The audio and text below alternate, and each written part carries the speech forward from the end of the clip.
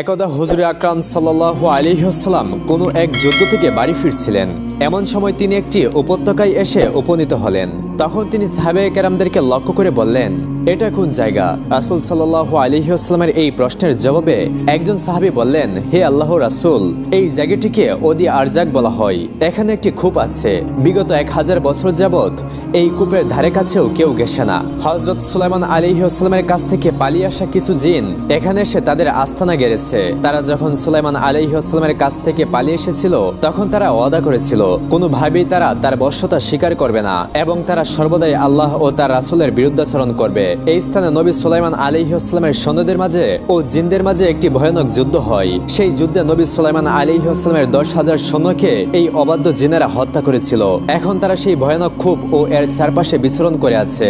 যখনই কোনো মানুষ এখানে গমন করে, তখন তারা নৃশংসভাবে সেই লোকটাকে হত্যা করে। সাহাবীর এই উত্তর শুনে রাসূল আকরাম সাল্লাল্লাহু আলাইহি ওয়াসাল্লাম বললেন, ও আচ্ছা, এই তাহলে সেই জায়গা যেখানে সেই ভয়ানক জিনরা বসবাস করে আর তারা অন্যায়ভাবে মানুষকে হত্যা করে।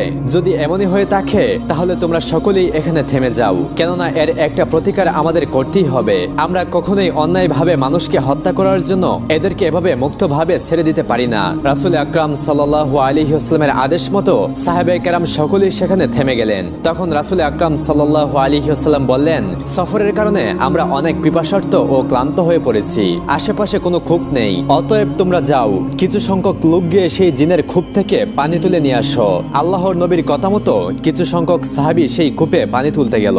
যখনই হযরত সাহাবায়ে কেরাম রাদিয়াল্লাহু তাআলা আনহু সেই কূপের কিছুটা কাছে গেলেন, তখনই সেই কূপের ভেতর থেকে একটা ভয়ঙ্কর জিন বের হয়ে অগ্নিমূর্তি ধারণ করলো। তার চেহারা এতটাই ভয়ঙ্কর ছিল যে সাহাবায়ে কেরাম আর সামনে অগ্রসর হওয়ার সাহস পেলেন না। অতঃপর ভীত হয়ে সকলেই পিছনে ফিরে আসলেন। কিন্তু আল্লাহর নবীর একজন সাহাবী, যার নাম ছিল আবু আস রাদিয়াল্লাহু তাআলা আনহু, তিনি সামনে এগিয়ে যেতে লাগলেন। তিনি মনে মনে ভাবতে লাগলেন, আমার জীবন যদি চলে যায়, তারপরেও আমি এই কূপ থেকে পানি উঠিয়ে নিয়ে যাব, কেননা রাসূল সাল্লাল্লাহু আলাইহি ওয়াসাল্লাম আমাকে এই কূপ থেকে পানি তোলার নির্দেশ দিয়েছেন। অতএব যাই হোক, আমি এই কূপ থেকে পানি তুলে নিয়ে যাব। কিন্তু যখনই সেই সাহাবী কূপের নিকটবর্তী হলো, তখনই সেই ভয়ঙ্কর জিনটি তাকে নৃশংসভাবে হত্যা করলো এবং সেই সাহাবীকে কূপের কাছে ফেলে রাখলো। আল্লাহর নবীর বাকি সাহাবীরা রাসূল আকরাম সাল্লাল্লাহু আলাইহি ওয়াসাল্লামের কাছে গিয়ে বললেন, হে আল্লাহর নবী, আমরা সেই কূপ থেকে পানি তোলার জন্য যাচ্ছিলাম, কিন্তু এর মধ্যেই দেখলাম একজন ভয়ঙ্কর জিন অগ্নিমূর্তি ধারণ করে সেই কূপের বাইরে বেরিয়ে এসেছে এবং আপনার একজন সাহাবী আবু আসকে সে নৃশংসভাবে হত্যা করে কূপের পাশে ফেলে রেখেছে। হে আল্লাহর নবী, তার এইরূপ নৃশংস কর্মকাণ্ডের কারণে আমরা আপনার আদেশ মানতে পারিনি এবং কূপ থেকে পানি উত্তোলন করতে পারিনি। তাদের কথা শুনে আল্লাহর নবী সাল্লাল্লাহু আলাইহি ওয়াসাল্লাম বললেন, ও আচ্ছা, সেই কথা, তাদের এত বড় স্পর্ধা যে তারা আমার সাহাবীকে নৃশংসভাবে হত্যা করে। অতঃপর রাসূল সাল্লাল্লাহু আলাইহি ওয়াসাল্লাম সেই কূপের নিকট অন্য একটি দল প্রেরণ করার ইচ্ছে পোষণ করলেন। তিনি এমন ইচ্ছা পোষণ করেছেন, ইতিমধ্যেই হযরত জিবরাইল আলাইহিস সালাম আল্লাহ রাব্বুল আলামিনের পক্ষ থেকে ওহী নিয়ে আসলেন এবং তিনি আল্লাহর নবীকে বললেন, ইয়া রাসূলুল্লাহ, আপনি অন্য কোনো সাহাবীকে সেখানে প্রেরণ করার পরিবর্তে হযরত আলীর সাথে কিছু সংখ্যক সাহাবীকে প্রেরণ করুন, কেননা আপনি আলী রাদিয়াল্লাহু তাআলা আনহু ছাড়া যাকেই প্রেরণ করেন না কেন, সেই জিনেরা তাদেরকে হত্যা করবে আর একমাত্র শেরে খুদা আলীই পারবে সেই জিনদেরকে কাবু করতে। হযরত জিবরাইল আলাইহিস সালামের কাছ থেকে এই সংবাদ জানার পরে রাসূল আকরাম সাল্লাল্লাহু আলাইহি ওয়াসাল্লাম আলীকে ডাকলেন এবং তিনি বললেন, হে আলী, এই উপত্যকার অনতি দূরেই একটি কূপ রয়েছে। সেই কূপে সুলাইমান আলাইহিস সালামের কাছ থেকে পালিয়ে আসা কিছু অবাধ্য জিন রয়েছে, যারা ইতিপূর্বেই তোমার ভাই আবু আসকে হত্যা করেছে। অতএব তুমি যাও, সর্বপ্রথম গিয়ে তাদেরকে ইসলামের পথে আহ্বান করো। যদি তারা ইসলামের পথে আসতে চায় এবং দ্বীন ইসলাম গ্রহণ করে, তাহলে তাদের সাথে তোমার কোনো ঝগড়া নেই। যদি তারা ইসলাম ও শান্তির পথ কবুল করতে অস্বীকৃতি জানায়, তখন তুমি তাদেরকে বলবে তারা যেন এই স্থান থেকে চলে যায় এবং মানুষের ক্ষতি না করে। যদি তারা এই কথাতে অস্বীকৃতি জানায়, তবে তুমি তাদের সাথে জিহাদে অবতীর্ণ হবে এবং আল্লাহর নাম নিয়ে তাদের সাথে যুদ্ধ করা শুরু করবে। আশা করি আল্লাহ রাব্বুল আলামিন তোমাকে এই যুদ্ধে কামিয়াব করবেন। হযরত আলী রাদিয়াল্লাহু তাআলা আনহু রাসূল সাল্লাল্লাহু আলাইহি ওয়াসাল্লামের কাছ থেকে এই হুকুমটির অপেক্ষাই করছিলেন। তখন তিনি কিছু সংখ্যক সাহাবীকে নিয়ে সেই জিনের কূপটির দিকে রওনা করলেন। হযরত আলী রাদিয়াল্লাহু তাআলা আনহু যখন তার সঙ্গী সাথীদেরকে নিয়ে সেই কূপের নিকটবর্তী হলেন, সাথে সাথে সেই ভয়ঙ্কর জিনটি কূপ থেকে বেরিয়ে আসলো এবং তাদেরকে লক্ষ্য করে বলল, কিরে মানব জাতি, তোরা এখনো আমার রুদ্রমূর্তি দেখে ভয় পাসনি? আমি ইতিপূর্বে তোদের একজনকে নৃশংসভাবে হত্যা করেছি, এখন তোরা আবার এখানে এসেছিস। আমি এখন তার চাইতেও নৃশংসভাবে তোদেরকে হত্যা করব এবং এই দুনিয়ার জমিন থেকে তোদেরকে বিদায় করে দিব। হযরত আলী রাদিয়াল্লাহু তাআলা আনহু জিনের এই কথা শুনে বললেন, হে আল্লাহর নাফরমান জিন, তুমি জেনে রাখো আমি শেরে খোদা আলী, আর আমাকে তোমাদের কাছে পাঠিয়েছেন কুল কায়নাতের নবী রাসূল সাল্লাল্লাহু আলাইহি ওয়াসাল্লাম। আমি তোমাদেরকে তার নির্দেশেই সর্বপ্রথম বলছি, তোমরা ইসলাম গ্রহণ করো। হযরত আলী রাদিয়াল্লাহু তাআলা আনহুর এই কথা শুনে সেই জিন অট্টহাসি দিয়ে বলল, দুর্ভাগ্য তোমার আলী, কিছুক্ষণের মধ্যেই তুমি এই দুনিয়ার জমিন থেকে বিদায় গ্রহণ করবে। আর ইসলাম গ্রহণের কথা বলছো, ইসলামকে তো আজ থেকে হাজার হাজার বছর পূর্বেই আমরা লাথি মেরে ছুঁড়ে ফেলে দিয়েছি, আমরা কোনোদিনও ইসলামের বশ্যতা স্বীকার করব না। তখন হযরত আলী রাদিয়াল্লাহু তাআলা আনহু বললেন, আমি দ্বিতীয়ত তোমাদেরকে যে প্রস্তাবটি করছি, যদি তোমরা ইসলাম গ্রহণ করতে না চাও তাহলে এই স্থান থেকে তোমরা দূরে চলে যাও। তোমরা নৃশংসভাবে মানুষকে হত্যা করছো এবং মানুষের জীবনকে তোমরা অতিষ্ঠ করে রেখেছো। তখন সেই জিনটি বলল, অলৌকিক কল্পনা দেখা ছেড়ে দাও আলী, কোনোদিনও আমরা এই স্থান ছেড়ে কোথাও যাব না। তখন হযরত আলী রাদিয়াল্লাহু তাআলা আনহু হুঙ্কার ছেড়ে বললেন, তাহলে হে আল্লাহর নাফরমান বান্দা, আমার সাথে যুদ্ধ করার জন্য প্রস্তুত হয়ে যাও। তখন সেই জিনটি বলল, তুমি একজন দুর্বল মানব সন্তান, আর তুমি করবে আমার সাথে যুদ্ধ? দেখি তোমার গায়ে কত জোর। এই বলে সেই জিনটি হুঙ্কার ছেড়ে হযরত আলী রাদিয়াল্লাহু তাআলা আনহুর উপর ঝাঁপিয়ে পড়ল। আর সাথে সাথে শেরে খুদা হযরত আলী রাদিয়াল্লাহু তাআলা আনহু তার হাতে থাকা জুলফিকার তলোয়ার দিয়ে এক আঘাতেই সেই জিনটির মাথা দ্বিখণ্ডিত করে ফেলল এবং তার ভবলীলা সঙ্গ করে জাহান্নামের দুয়ারে পাঠিয়ে দিল। সেই জিনটি নিহত হওয়ার সাথে সাথে উক্ত কূপের ভিতর থেকে হাজার হাজার জিন উপরে উঠে আসলো এবং তারা ভয়ঙ্কর সব আওয়াজ করতে লাগলো। তাদের ভয়ঙ্কর আওয়াজে আসমান ও জমিন কম্পিত হতে লাগলো। এই অবস্থা দেখে হযরত আলী রাদিয়াল্লাহু তাআলা আনহু কুরআনুল কারীম থেকে তেলাওয়াত করতে লাগলেন।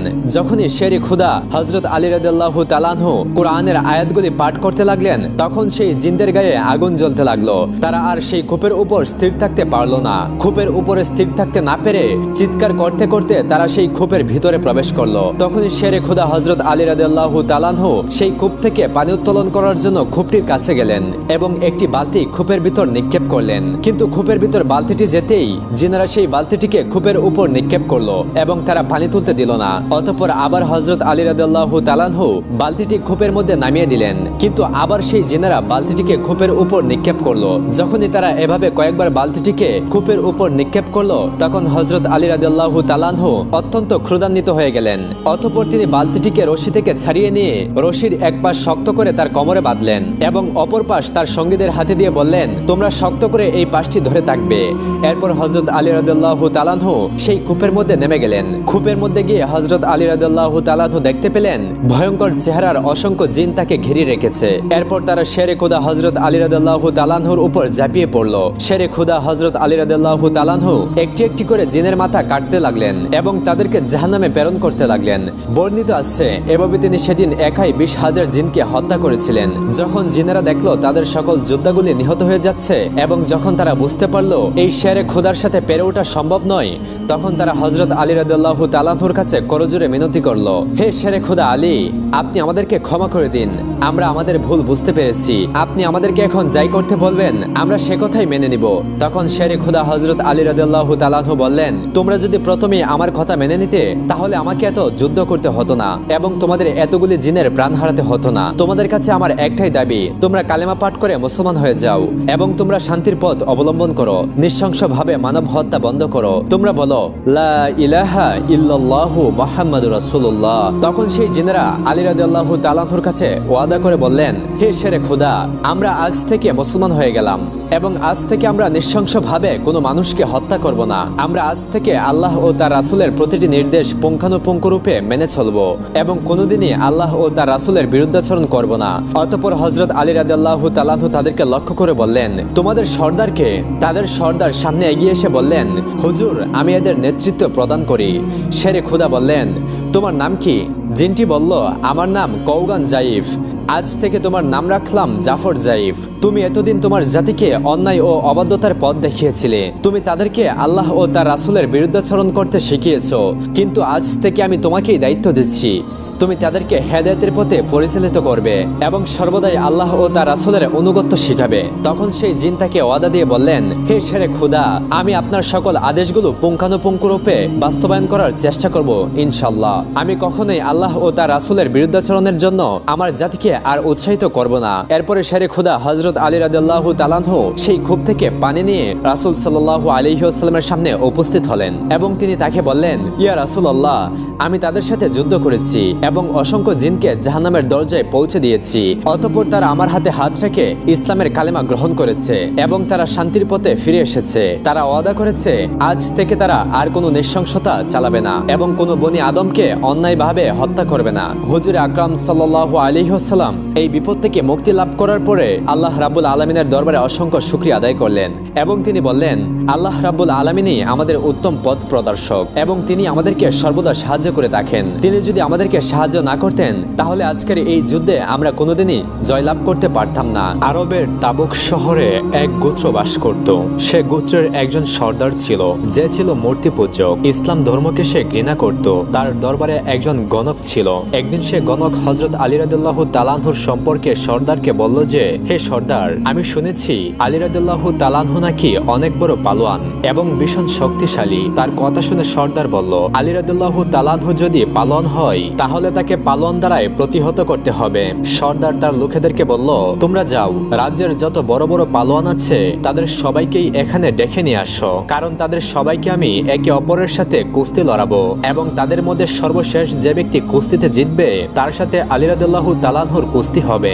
অতঃপর পরদিন রাজ্যের এক খোলা ময়দানে সকল কুস্তিগির এক জায়গায় হাজির হলো। সর্দার তখন সকল কুস্তিগিরকে উদ্দেশ্য করে বলল, তোমরা প্রত্যেকে একে অপরের সাথে কুস্তি লড়বে এবং সর্বশেষে যে ব্যক্তি কুস্তিতে জিতবে আমি তাকে পুরস্কৃত করব। সর্দারের কথা মতো সকল কুস্তিগির একে অপরের সাথে কুস্তি শুরু করলো। এভাবে বেশ কিছুক্ষণ কুস্তি লড়ার পর সকলকে পরাজিত করে একজন জিতে গেল আর তার নাম ছিল ফাত্তা পালোয়ান। সর্দার তখন ফাত্তা পালোয়ানকে বলল, তুমি ক্লান্ত, তাই কয়েকদিন আমার এখানে বিশ্রাম করো, তারপর আমি তোমাকে তোমার প্রাপ্য পুরস্কার দেব। সর্দারের কথা শুনে ফাত্তা পালোয়ান আরাম করার উদ্দেশ্যে বিশ্রাম করার জন্য চলে গেল। অতঃপর একদিন সেই সর্দার ফাত্তা পালোয়ানকে ডেকে বলল, হে ফাত্তা পালোয়ান, আমার কথা শোনো, আমি যে তোমার উপর অনেক টাকা খরচ করছি, এত কুস্তিগির এনেছি, এর উদ্দেশ্য কি ছিল তুমি কি তা জানো? সর্দারের কথা শুনে ফাত্তা পালোয়ান বলল, জি না, আমি এই উদ্দেশ্য সম্পর্কে জানি না। সর্দার তখন বলল, তাহলে শোনো, আমি নিজের জন্য কোনো পালোয়ান রাখতে চাই না, বরং আমি একজন মানুষকে খুবই ঘৃণা করি, কিন্তু সে কুস্তিগিরে ভীষণ বিখ্যাত।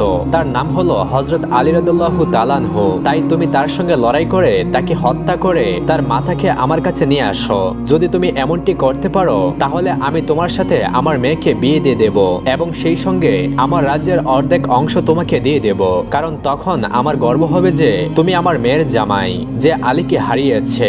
এরপর ফাত্তা পালোয়ান 4-5 জন কুস্তিগির সাথে নিয়ে মদিনার উদ্দেশ্যে রওনা হয়ে গেল।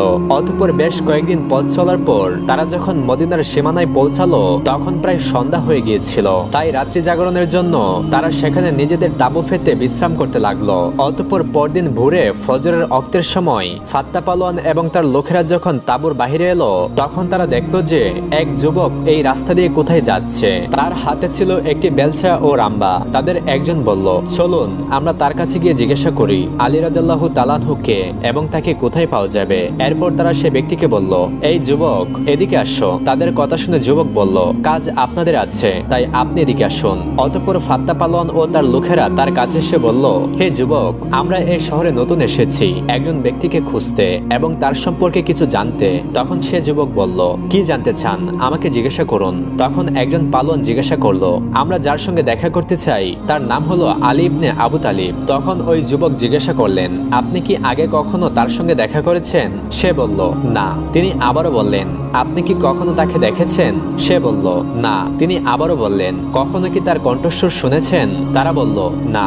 অতঃপর তিনি বললেন, আলীর সাথে তোমাদের কি কাজ? তখন ফাত্তা পালোয়ান বলল, আমরা তার সঙ্গে কুস্তি লড়তে চাই। ওই যুবক তখন বলল, কোনো কারণ ছাড়াই কেন তোমরা তার সঙ্গে কুস্তি লড়বে? তখন ফাত্তা পালোয়ান বলল, আমরা এই কাজের জন্য টাকা নিয়েছি এবং তার সাথে লড়াই করলে আমি অনেক বড় পুরস্কার পাবো এবং আমি একটি মেয়েকে পাবো যাকে আমি পছন্দ করব। অতঃপর ওই ব্যক্তি বলল, ঠিক আছে, তুমি আগে আমার সঙ্গে লড়াই করো, যদি জিতে যাও তাহলে আলীর সঙ্গে লড়াই করে নিও, কারণ আলীর ঠিকানা এই সময় আমি ছাড়া আর কেউ জানে না। আর এটা শুধু আমি নিজেই জানি যে আলী এখন কোথায় আছে। আসলে ওই ব্যক্তিটি ছিল আমিরুল মুমিনিন ইমাম আলী ইবনে আবু তালিব। তার কথা শুনে ফাত্তা পালোয়ান বলল, ঠিক আছে, তবে তুমি কোন হাতিয়ার দিয়ে লড়াই করতে চাও? তার কথা শুনে হযরত আলী বললেন, যেটা তোমার ইচ্ছা। তখন ফাত্তা পালোয়ান বলল, সেটি ঠিক আছে, কিন্তু আপনার কাছে তো কোনো তলোয়ার নেই। তখন হযরত আলী বললেন, তোমার কাছে তলোয়ার আছে আর আমার কাছে আছে বেলছা, তাই তুমি তলোয়ার দিয়ে লড়ো আর আমি বেলছা দিয়ে লড়বো।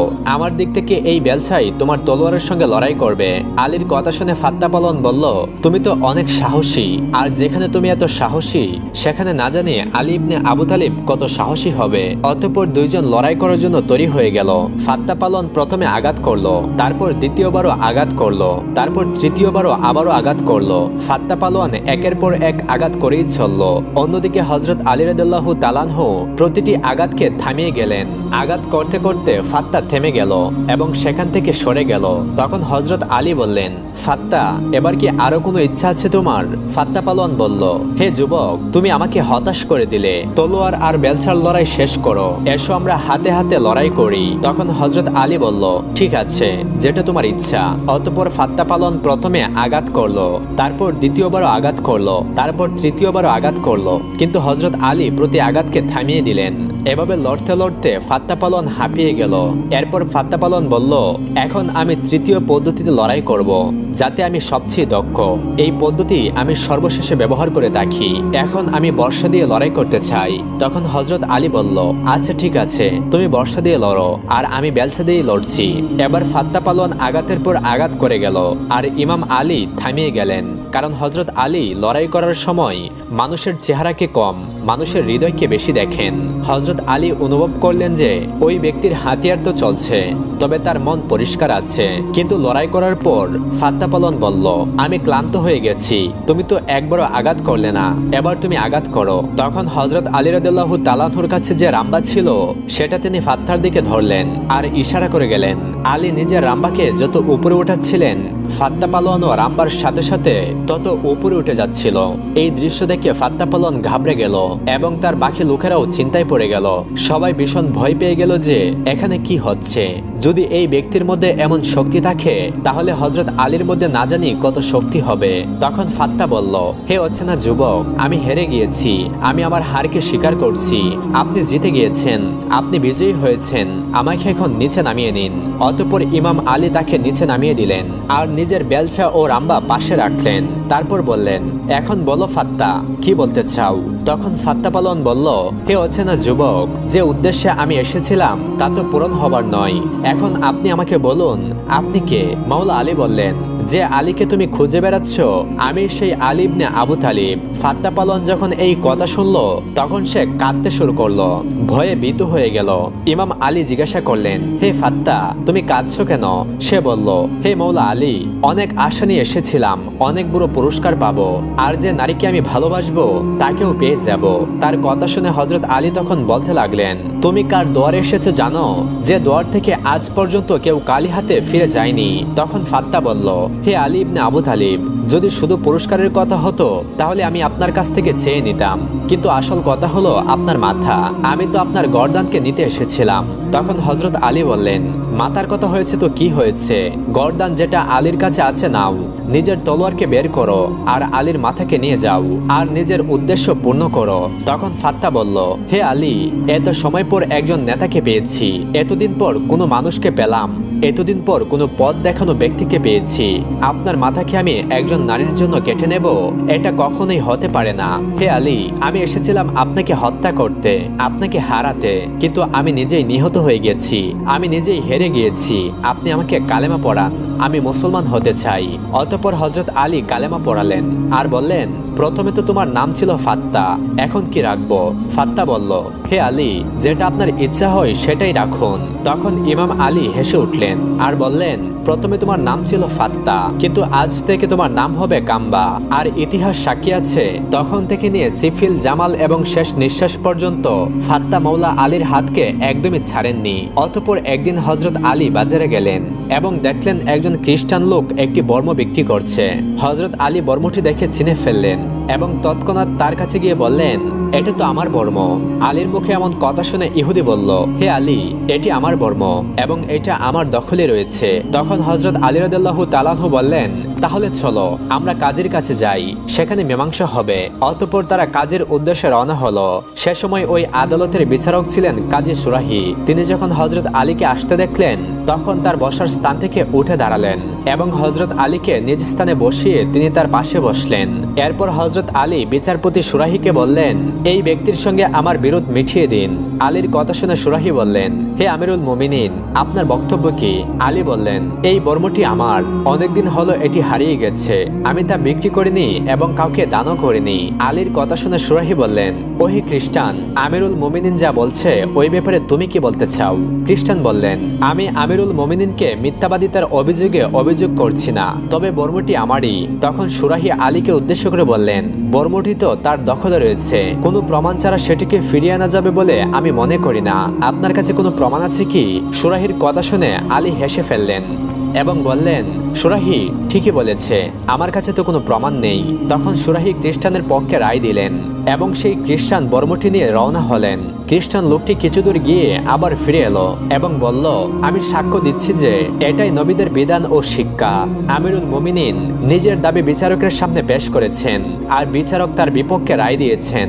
আল্লাহর কসম, হে আমিরুল মুমিনিন, এটা আপনারই বর্ম।